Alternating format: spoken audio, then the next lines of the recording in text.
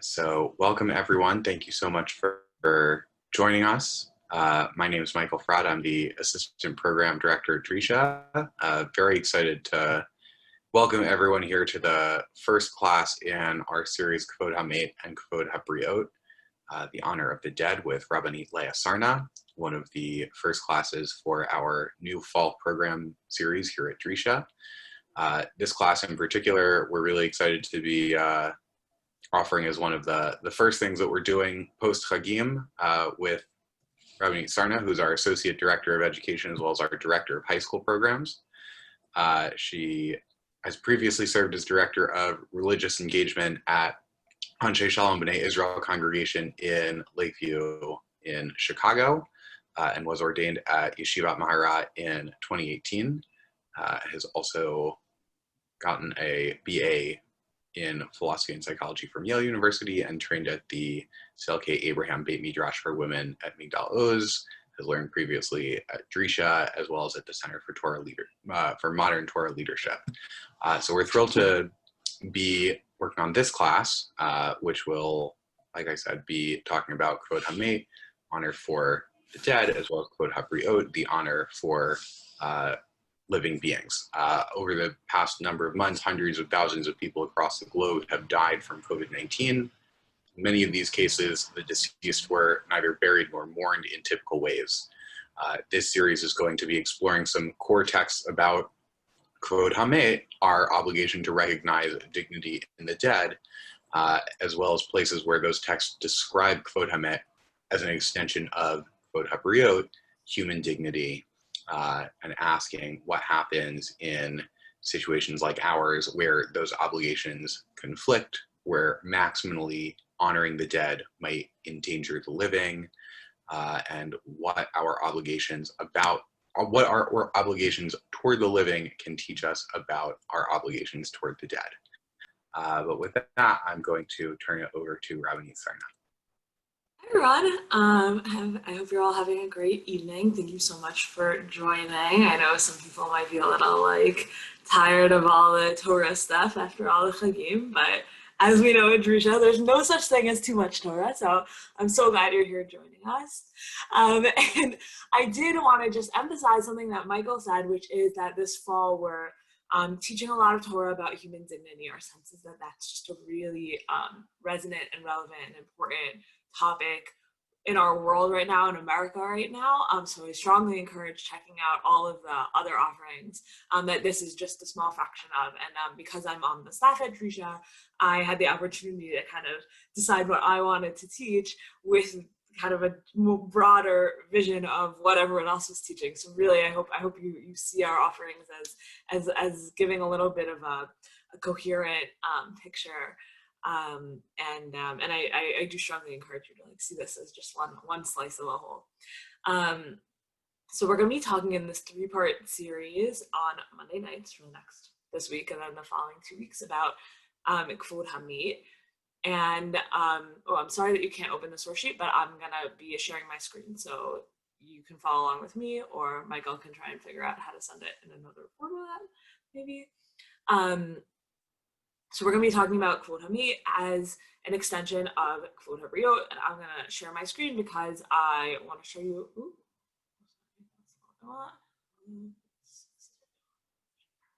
Okay, so this first source is just, I'm going to say more about today's topic, but this first source is just to prove the concept of this whole little series. So we just have a Gemara from Masachet Megillah. We're going to come back to this on a future day and do it much more in depth and look at this whole question. This is not our question for today, but I just want to show you that the Gemara sees Kevod Hamet and Kevod Habriyot as very, very deeply linked. So here's the proof of concept Gemara. So by Rava raises a question. Mikra Megillah umit mitzvah, hai midayu adif.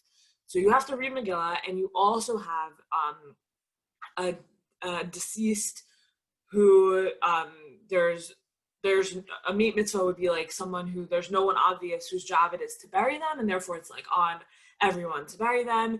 Which one is more pressing for you.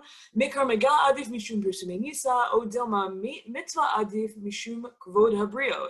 So is it that Mikra Megillah is more essential because of an obligation in persumei nisa, in publicizing the miracle, or is the obligation to care for the dead more pressing because of Kevod Habriyot? And then Rava says, Batar Devaye Hadar Pasha. After he raised the question, Rava then resolved it. So what does that mean? Does that mean Rava, like he raised the question but he already knew the answer, or he once he kind of articulated the question out loud, the answer became clear to him, which we know always happens for ourselves also. There's like a deep psychological insight there. Batar Devaye Hadar Pasha.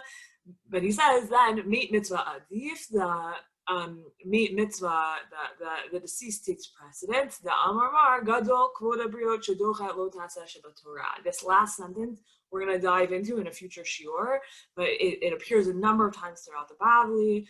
Gadol Kevod Habriyot. Kevod Habriyot is more important. Shedocha lo taseh shebatorah, because it overrides a prohibition in the Torah. So what does that mean? Which prohibition? All prohibitions. So many options for what that sentence can mean, and we're actually going to leave it for now because that is not what we're going to be talking about tonight. So you have to come back some future time if your interest is piqued about the power of Kevod Habriyot, that it can override some prohibition of the Torah. But all I want us to see from here is that you have a question about someone who is deceased, and the answer is, that deceased person takes precedence over our obligation in Mikra Megillah because of Kevod Habriyot. So meaning our obligations towards the dead carry extra weight because of our obligation towards Kevod Habriyot, our obligation towards Kevod Habriyot, or the obligation that stems from Kevod Habriyot. That's all kind of one big question that's wrapped into our topic. Which is, what is Kevod Habriyot? What is its power in the halachic system?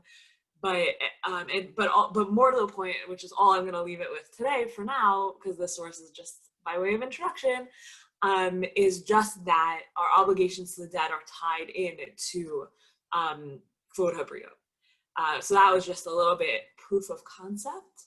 But now I'm going to say a little bit about where we're going. So tonight we're going to learn our way through one humongous sugya in the Bavli that takes up 3 sides of the page, a daf and a half or whatever, in Masachet Sanhedrin about Kevod Habriyot. So about Kevod Hamet. We're looking at one of the seminal passages in the Bavli about Kevod Hamet, and that's going to introduce us also to what the Bavli sees as almost like the opposite, or what the Mishnah or maybe the Bavli as a Hava Mina suggests might be the opposite of Kevod Hamet. We're going to probe how much it really, in fact, is the opposite.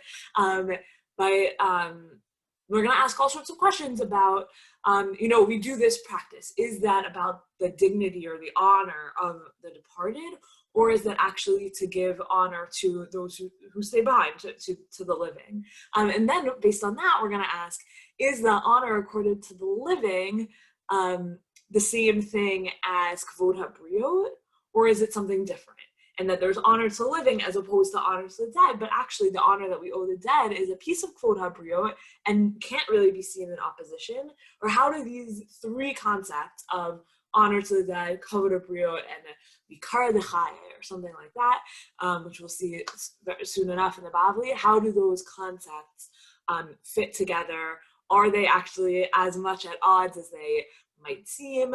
What might happen when they conflict? Those are our questions for tonight. But before we fully, I'm just going to stop sharing my screen for a second so I can see people again. Before we fully jump in, I wanted to ask, when you think about Kevod Hamet, when you think about giving honor to the dead, what types of Jewish practices does that do you immediately associate with Kevod Hamet? How do we live out Kevod Hamet in our mourning and other practices that have to do with the dead? So feel free to just like unmute yourself and shout it out. Immediate burial. Immediate burial, very good. Quick burial. Bonnie. Shmira, sitting. Shmir. Shmira, do you want to say what that is? Yeah, staying with the body and hopefully the soul between the time of death and the burial. Very good. Toby writes the Chavra Kadisha. What about the Chavra Kadisha? Feel free to just unmute yourself and talk if that's an option for you. What about the Chavra Kadisha, Toby, relates to Kevod Hamet? Everything is done very respectfully, very modestly. I mean, yes, I know this is a mate, but she's always covered. The women only prepare the women, the men only prepare the men. We don't chit-chat during a tahara. So we try to do it with, and if you have to wash someone, you try not to be invasive. And we do a mechila afterwards. Beautiful. Toby, I take it you have experience on a Chavra. Do other people here, does anyone else here have experience with a Chavra Kadisha? Being a member of? Janet does, Alicia, maybe Robert. Amazing. First of all, thank you to your service to Am Yisrael. It's an amazing, I mean, it's the highest level of chesed. So really, I'm so honored that you're here, and I'm honored to be in your presence. And thank you for all that you do. Do any of the other people who have served on Chavras wanna jump in on Toby's comments and share their own experiences performing maybe like the ultimate kinds of activities of Kevod Hamet? I'll add something from a personal experience. I'm not a member of the Chevra, but when my mother passed away, so it happened to be that all of her best friends were on the Chevra Kadisha of the community.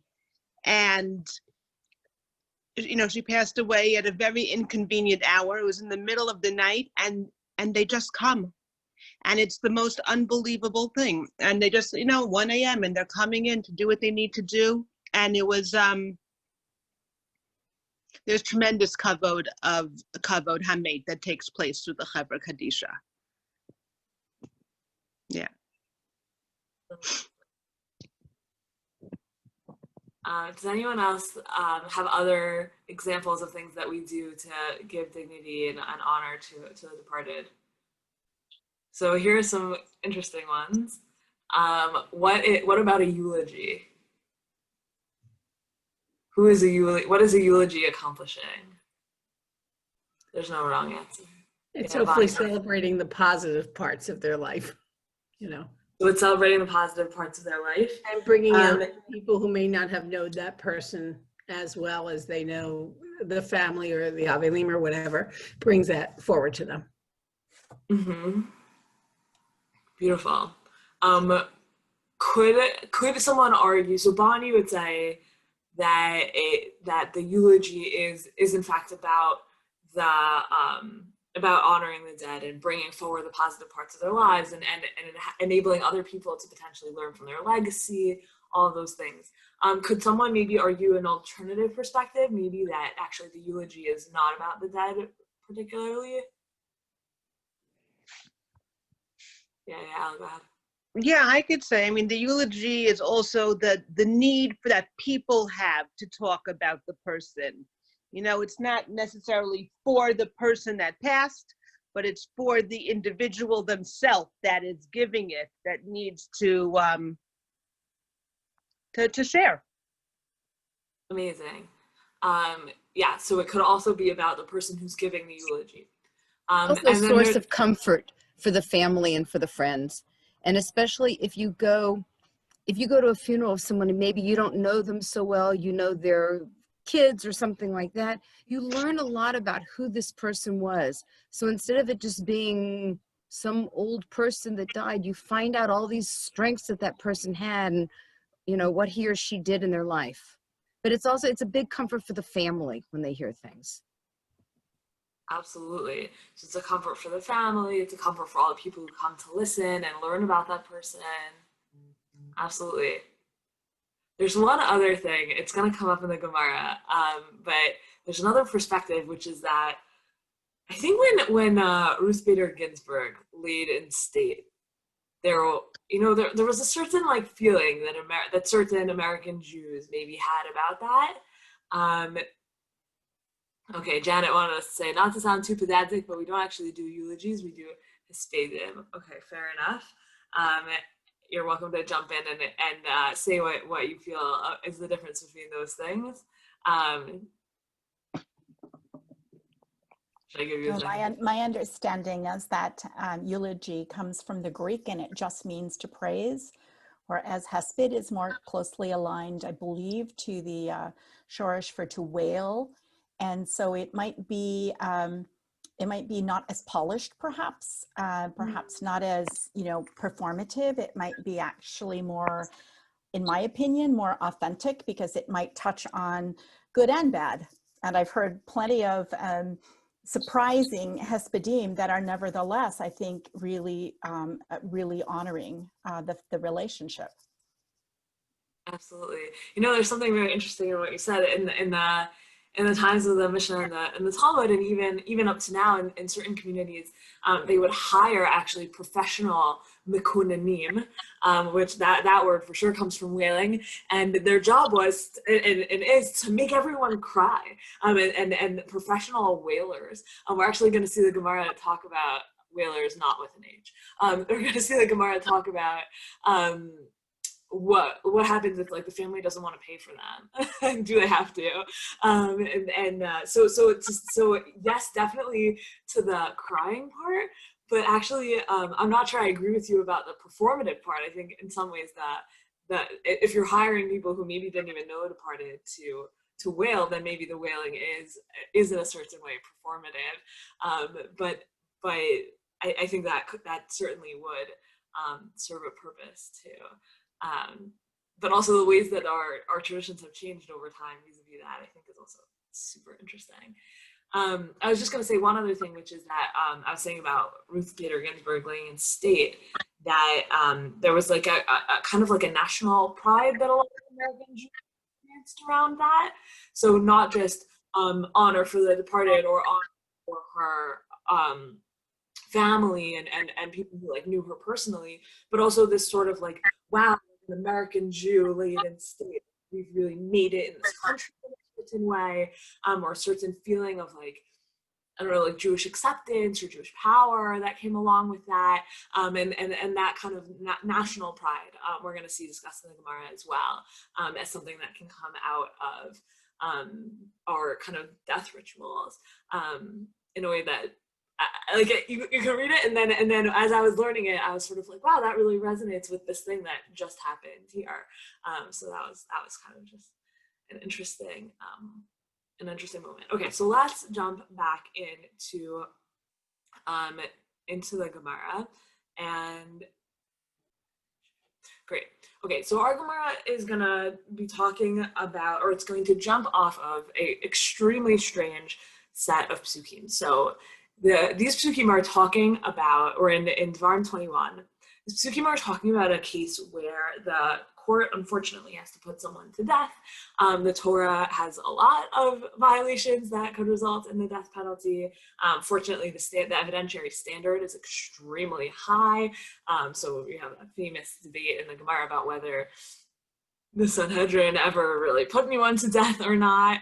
But the Torah certainly entertains as a possibility the death penalty. Okay, someone, maybe you join us a little bit later. Here we go. All right, thank you. The source sheet is back in the comments again. Okay, so here we go. So a man is guilty of a capital offense and he is put to death, vehumat. So then, after you do that, talita oto al eitz, he is impaled, or hanged, more likely impaled, and actually, like that, people don't often think about that when you read these same exact words in the Purim story, but also they're likely impaled, if that changes the way you read what happened to Haman. Anyways, below talim nivoto al ha'it, but you don't. Halana is to leave something overnight.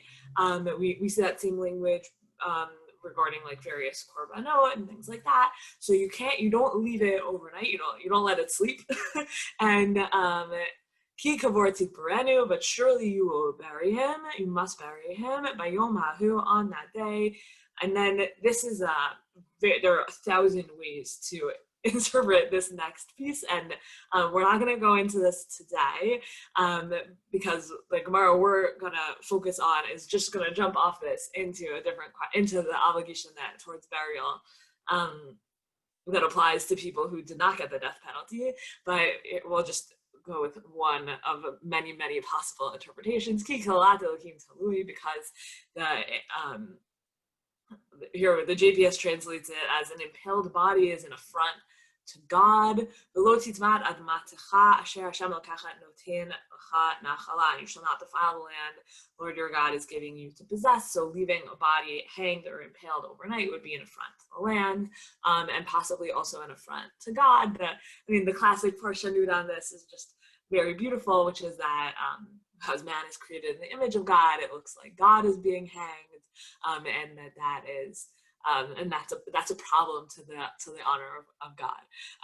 So we don't leave people hanged. Okay, so the Mishnah is talking about these psukim, and then says, by the way, nobody is allowed to leave their dead overnight. Kol hamalin et mito over below tahasei. Anyone who leaves his deceased relative overnight without burying him violates a law, violates a mitzvah in the Torah, a prohibition.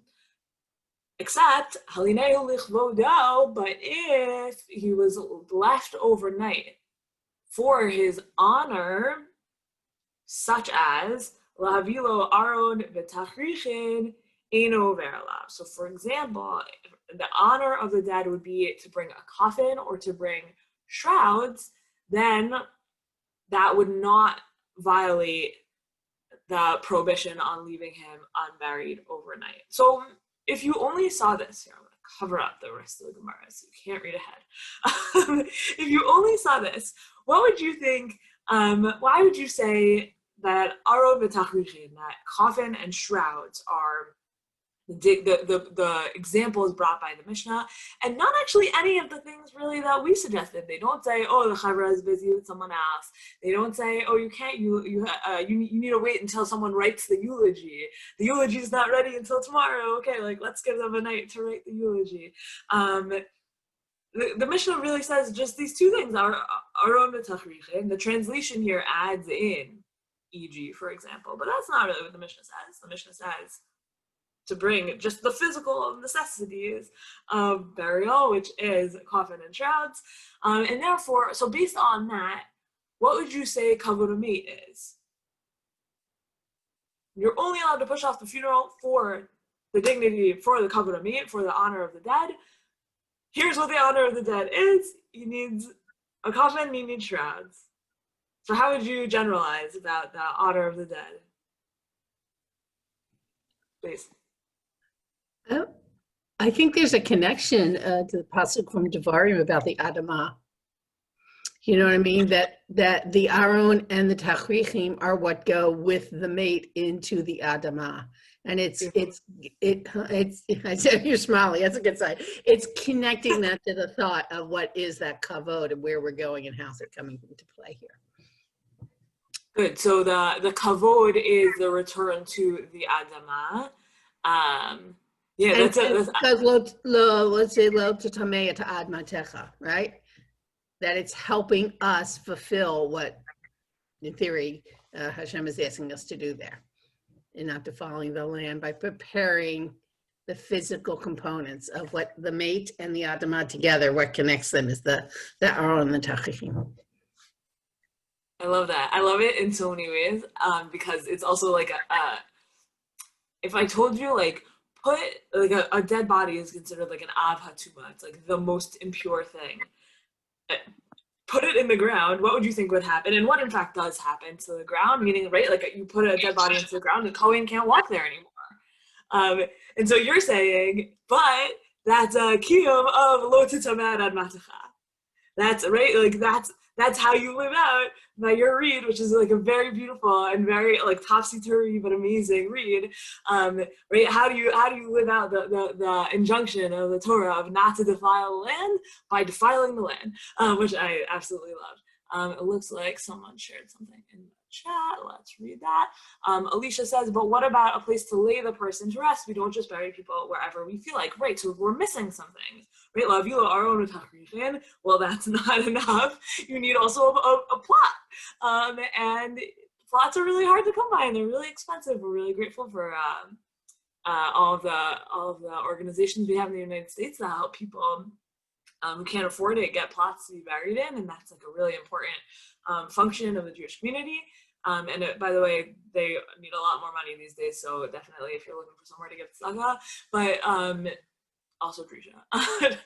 And just kidding. Right, so but it's Alicia points out, right, you're missing a really obvious component, which is like, okay, you have your mate and your aron and your tachrichin, and where are you going from there? So that is a very great point, Alicia, and it seems to be missing something. And what Alicia is getting to also is that it seems like it's very like pragmatic and physical. And Alicia's saying, well, even if it's all just pragmatic and physical, like you're still missing something. Okay, Janet says, I remember learning somewhere that one can wait for family to assemble. Oh, you're gonna find out where that's from. Hold on tight though, because it's not the Mishnah, or it's not the Mishnah here. Okay, very good. Okay, let's keep going. But just to say, like, there's a lot of things that we might associate with Kevod Hamet that, and Kevod Hamet, okay, so Kevod Hamet, as established by the Mishnah, is the category of things for which you can delay the funeral. And so far, that category of things is aron v'tachrichin. The Gemara is going to blow that open, and that's where we're going to get some of the things that Janet was hinting at in her comment of, I remember learning somewhere that one can wait for family to assemble. Did anyone have any more comments before we move on to the Gemara? Feel free to jump in. Okay, so the Gemara says, this is just kind of, this is not like the main point that I want to get to, but it comes first. And Can I ask a question? Oh yeah, please. Hi, Al. Good to see you. So, thank you. So according to that Mishnah, it really almost makes it feel like anybody can you know, put there is it when does Chevra Kadisha start happening, or the Tahara?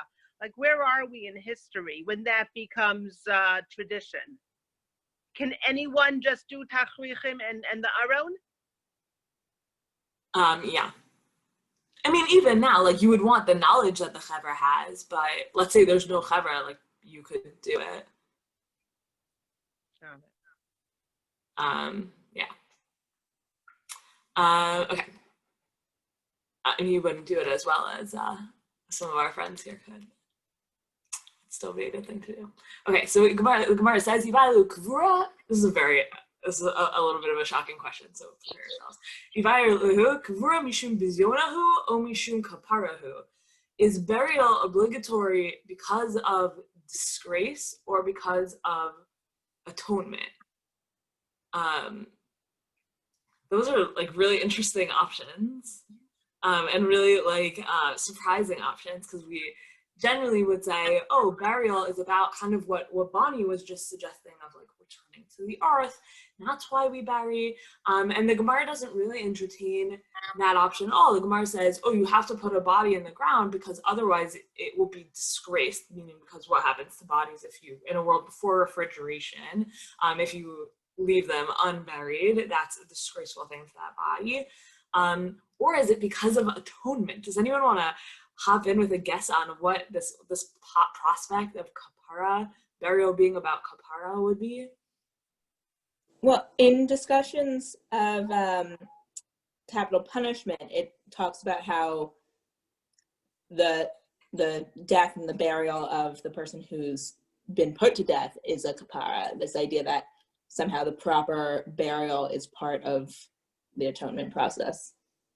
Good. So Renana is talking about the concept of mita mechaparet. So part of the idea behind capital punishment is that the punishment brings about atonement for that person, and says, And the burial in that case would also maybe be part of that atonement process.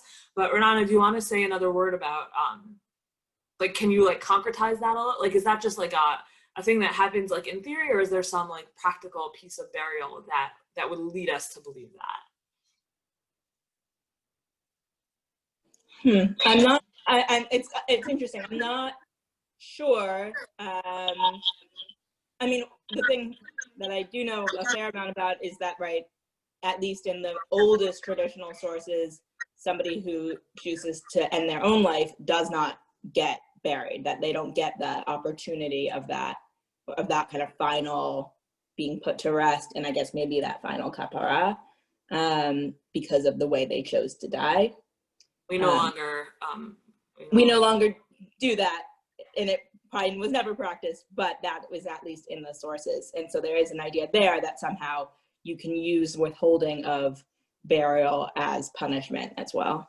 Mm-hmm. Yeah, we're gonna see that too. Okay, let's keep going. So I think a way to understand it would be that there's something in the burial that's either like painful or a certain amount disgraceful, or that like, or you could say something a little bit more like what Bonnie was saying before, which is that there's a certain like wholeness that's achieved through the burial, and that then is what is mechaper. That is what brings about atonement. That's kind of like a softer view of how atonement works, but all of those are possibilities.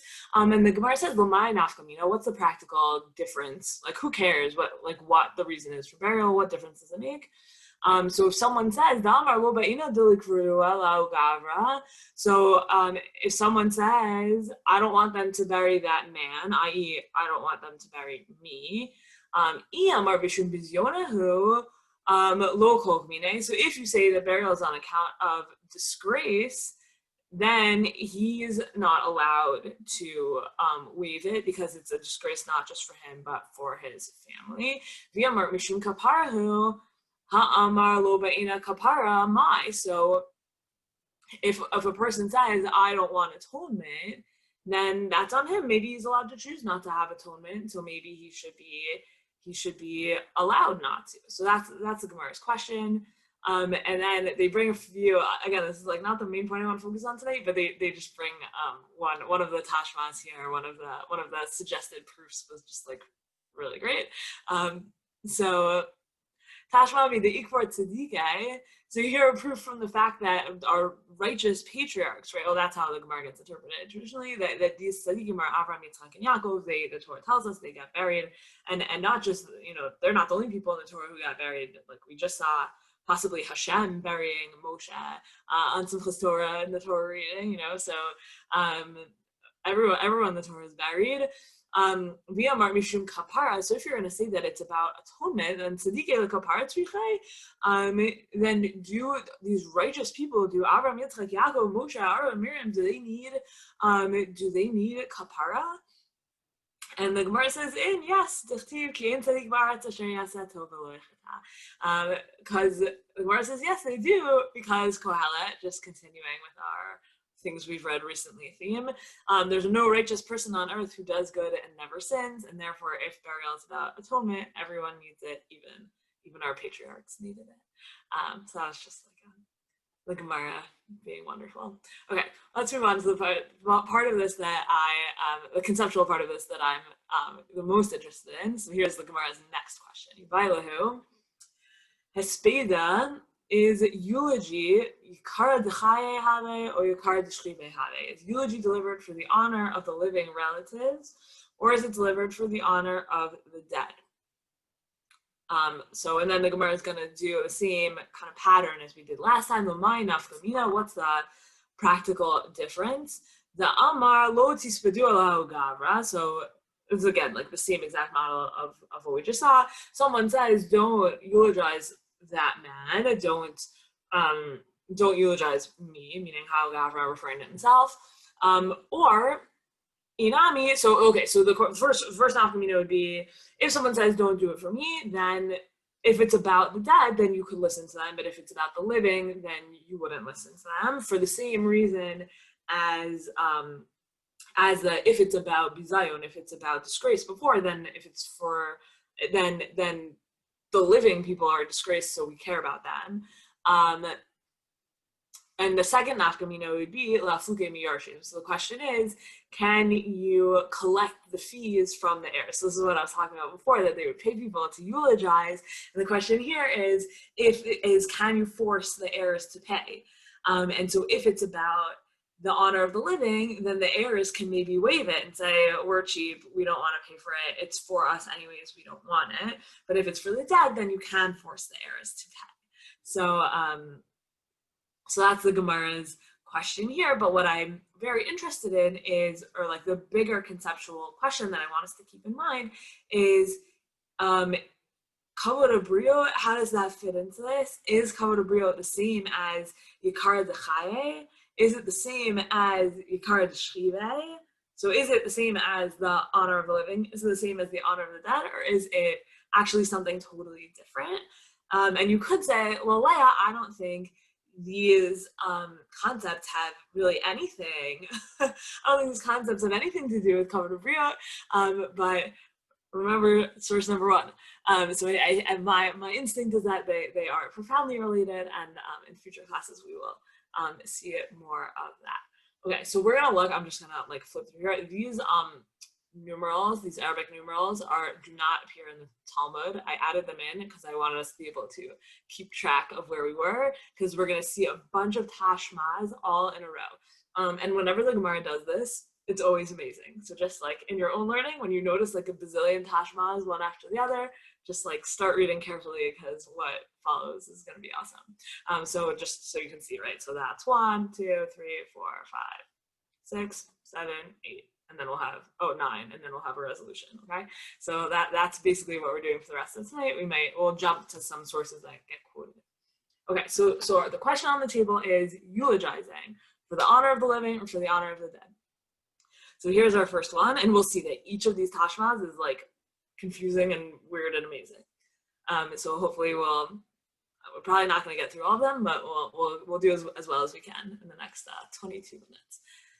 Okay, so Tashma, Abraham lispod l'Sarah livkota, right? So this is, hi Sarah.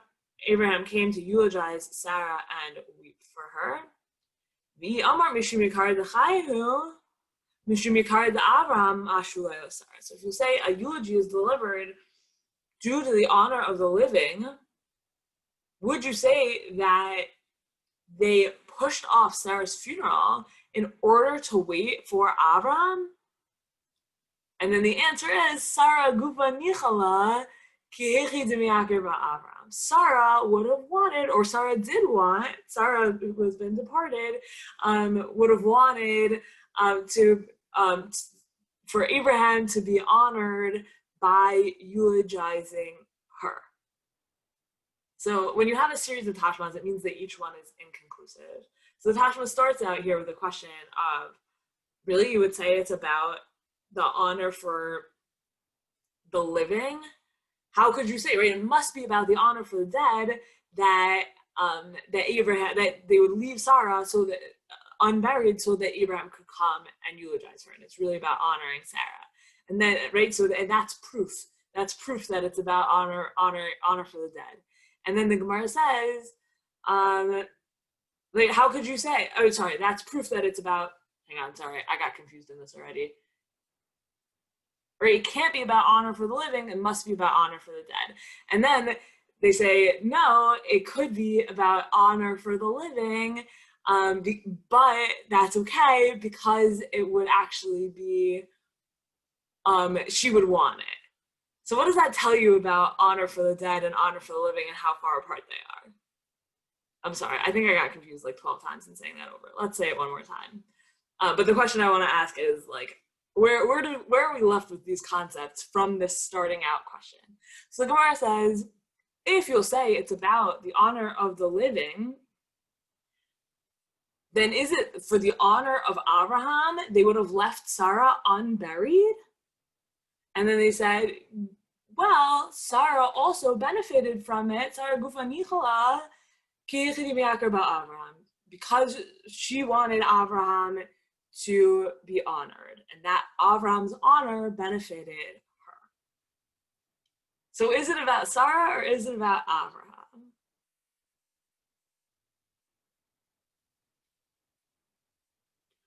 Janet, I see you having some thoughts.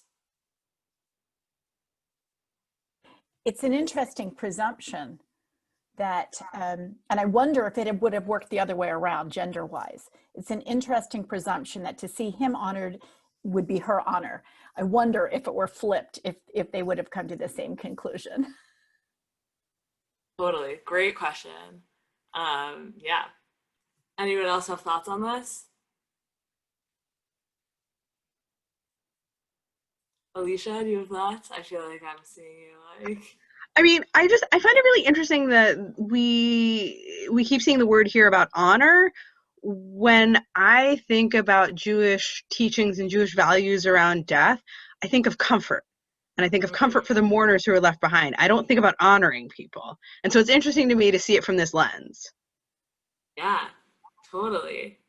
Can I ask you a question though? Do you think about comfort even in terms of the departed?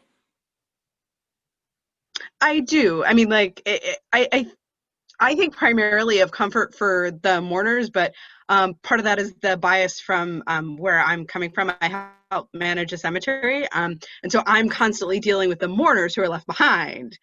But it's very different for me to think about this in terms of honor and not comfort. Mm-hmm. Absolutely. But I'm wondering if, I mean, in my experience, often mourners are comforted by finding their loved one being honored. I mean, it seems to me that it can go both ways. Yeah. And here, well, Janet, here it's almost like the exact opposite. That's the Gemara's suggestion, right? You're saying, oh, the mourners are comforted by seeing the deceased honored, and here the Gemara is arguing the deceased is comforted by seeing the living honored, which is really like hafuch in a like a super interesting way. And your suggestion was, well, it seems like maybe there's something gendered about that, or like gender aside, something about Abraham maybe there, like as just like this individual whose honor might be very important to like our collective Jewish identity or Sarah's familial identity or something in that direction. Did I miss some comments? So then I guess my question would be, if it's not Abraham, if it were, some, Shmuel, Ha'am, if it were just some like Plony person, would it be the same circumstance, or is this unique to Abraham and Sarah? Great, good question. So let's keep going, and let's see what happens. So here we go. Here's our next one. Here we have a very different kind of family example. We're in the family of Yeravam ben Nevat, who is a terrible, idolatrous king of Israel. And here we go. So Tashrav is Abdullah Kol Yisrael v'Kavruoto. Okay, so here's a verse about Yeravam ben Nevat's son, named Aviyah. So the story for this, I brought it below. I brought Malachim Aleph Yudalid below, but I think I'm just going to say it outside. You can look at it on your own source sheet quickly. But basically, Yeravam's wife goes to the prophet Achia. Not right. We have an Aviyah and an Achia in the story, and she says to him, "My son is sick. What's going to happen?" And he says, "Oh, your son Aviyah is going to die, and he's going to be the only one who will be eulogized and buried, and the rest of you actually will not be eulogized and buried because you're all evil idolaters, terrible." Okay, so that's the point of the Gemara here is. So if you're going to say it's about the honor of the living, well, Yeravam ben Nevat and family, are they worthy of being honored? And the answer the Gemara gives is so it's satisfactory to the righteous when other people are honored through them. So this is it. You really set me up perfectly, Janet, for this Gemara, because you said, well, what if it's not? What if it's Shmuel? What if it's not Abraham? And the Gemara says, not just Shmuel, it's Yeravam ben Nevat. And even for him, we can say the exact same argument that we would say about Sarah, which is, right, that satisfactory to the righteous when people are honored through them. So, but the same concept of it's satisfactory to the righteous when people are honored through them is the same. Like, what is in the concept of Tashma 1 and Tashma 2 so far, Kevod Hamet is it about the mate themselves, or is it that there's like this, it's this like very generous view of the mate? Like, we honor the mate by assuming that they take pleasure, and it's our job to like give them nachat, right? And their nachat comes from other people having honor. So we start out by saying, is it kavod for the living or kavod for the dead? And now all of a sudden in Tashma 1 and 2, how far apart are those concepts? How far apart is kavod for the living from kavod for the dead? They feed into each other. Right? Well, you could say it's kavod for the living, but the reason why kavod for the living matters is because it gives nachat to the dead. And so then when we maybe wait to when we, let's say we're waiting for the eulogy in order to bury or something like that, why are we allowed to do that? Well, it actually gives nachat to the dead, so then it's kavod hamet. We haven't settled on that halacha yet, but that would be the idea, that kavod hamet is compounded by honor accorded to the living. That, I think, is like the general concept that we're playing with right now in the Gemara, which is super interesting because we often think that, like, okay, right, it was set up as, well, is it about the living or is it about the dead? And all of a sudden those things are becoming, the answer seems to start to become both. All right. Okay, so then we have another proof text from Nach, this one from Yirmiyahu. The pasuk says, "Lo yispedu v'lo yikveru." So they shall not be eulogized, they shall not be buried. This is Yirmiyahu prophesying about the future destruction, as Yirmiyahu does,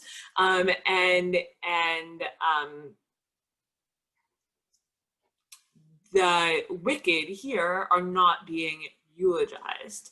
So the question is, if it's about the living, then why don't the living get to eulogize the wicked dead? Because if it's about the living, then and the eulogy is for the living, then those who are alive should be allowed to do it. And the answer is lo nicha tidke de mekari berishia. So it's the righteous don't like it. They're not satisfied when they get honor through the wicked. So they wouldn't want to perform a eulogy for their wicked relatives because they don't like coming by honor. Tzaddikim don't like coming by honor in that way. So it could still be about honor for the living, but they wouldn't eulogize because that's not an appropriate way for them to gain honor. Okay, here's another one. This one ties into, hang on one second. Actually, I think we're gonna skip this one. Let's move on just because time is already running short. So this one's about Chizkiyahu. So, the Midrash says that the Tehillim is talking about Chizkiyahu. So Tashma, Nimza ve'inav nim'as. So in his eyes, a vile person is despised. The Gemara says that Zeh Chizkiyahu melech Yehuda shegirer atamut aviv al mitash shel chavalim. So this is referring to Chizkiyahu, king of Judea, obviously, who dragged the bones of his father Achaz on a bier made of ropes. And so when we're talking, I know, gross, right? So yeah, sorry, Bonnie. Should have given a trigger warning. Oh yeah, go ahead. Or are you gonna say something? Okay. So the Gemara is gonna ask, if it's about if like the eulogy and the funeral and whatever are about the honor of the living, my taima, like why my taima kihechi, right? Why did he do all that, right? His father Achaz dies, so now Chizkiyahu is the king, and it should actually be about like Chizkiyahu's national honor and pride, and he should treat his father with dignity, because there's like a national pride at stake of like, this is how a king in Israel is honored and their death, and this is a national moment, and it doesn't matter that he was a Russia, because we honor people in this way. And the Gemara answers, no, he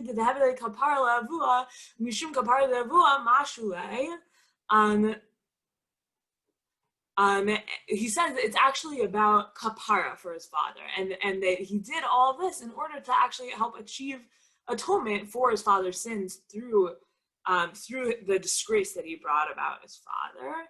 And the Kevod Israel.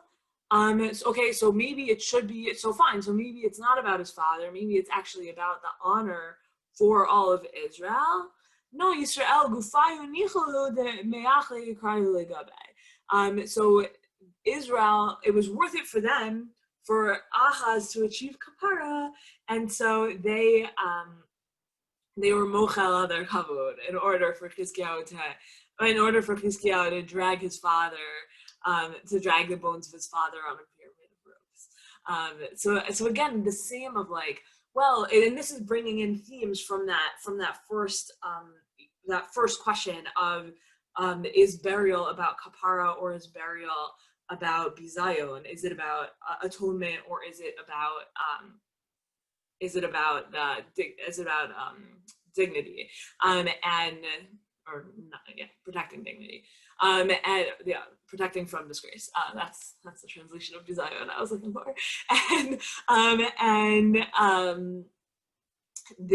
And so here we're bringing those themes all into this one proof text around Chizkiah, and saying, well, if it's about Chizkiah's honor, then this didn't make sense. Okay, but he wanted kapara. Well, okay, but maybe you don't get to choose that, because actually it's also not just about the honor of the son, but it's actually about this national honor that's also important. And the Gemara here says, no, like national honor can also be a mochel, can also give way, can defer to this to the dead here. So again, it still leaves open this question of what's the most important piece.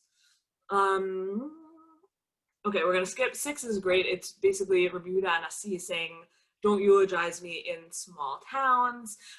So and then the Gemara is like, is that who is that for? What's that about? Okay, so we're moving on to 7 here. No, hang on, sorry, I gotta make a decision about what we're gonna do in our last 4 minutes. Okay, let's move on to 8. So the Gemara says, so we have a breita. If you left your deceased unburied for a night for his own kavod, lishma lav ayarot lavilo mekonanot lavilo aron v'tachrichim. So now we've expanded our list of kavod. So in the Mishnah we just had aron v'tachrichim, and now we have to assemble people, to bring in professional lamenters, and to bring in coffin and shroud.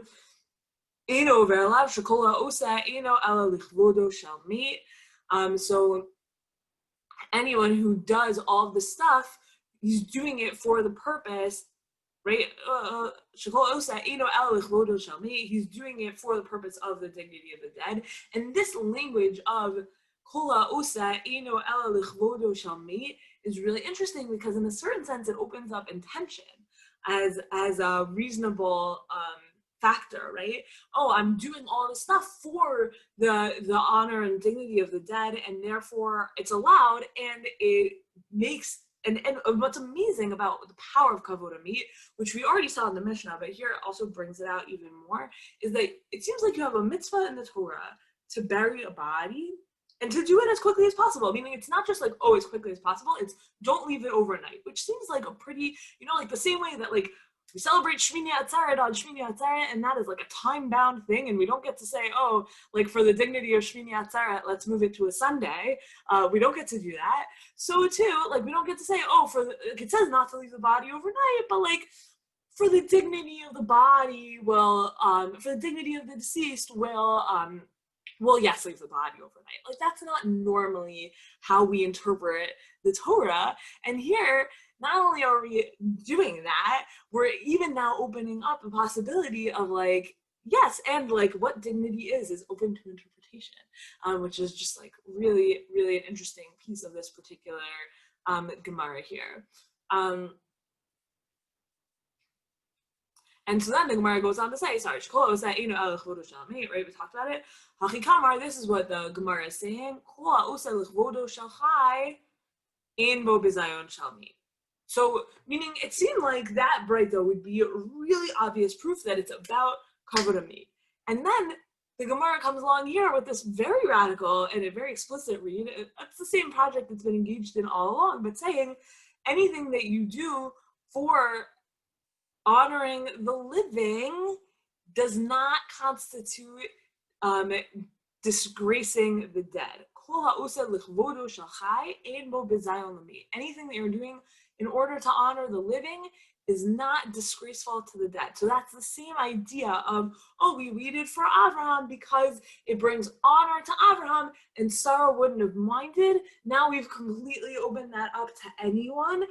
The dead don't mind when we act in the honor of the living, which is just like a really kind of fascinating read that's happening here, and certainly does not kind of carry over into or maybe people who served on the Chavra can say who are listening, but my impression is that it doesn't necessarily carry over to what we do now to a large extent. We really put a lot of energy and effort into Kevod Hamet at the expense of our own convenience and things like that. And here the Gemara is saying, anything that's for the dignity of the living, the mate cares about that too, and it's not considered disgraceful to the mate if we do that. And then here's even more, and then we'll finish and take some final questions. So Tashma Rabbi Natan Omer, Rabbi Natan says, Siman yafel l'meit shenifre'im mimenu la'achar mita. It's a good sign for the deceased when he is punished after his death. So what does that mean? Meit shelo nisfad velo nikvar, a dead who is not eulogized or is not buried, o shechayav or arto, or a wild animal drags his corpse, o shayug shamim mezalfin al mitato, or if rain falls on his bier, zeu siman yafel l'meit.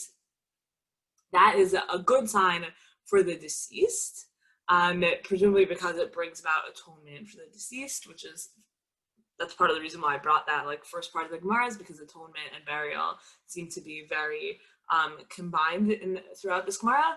Shema Mina, the Gemara concludes, Yikar d'shchivehu Shema Mina.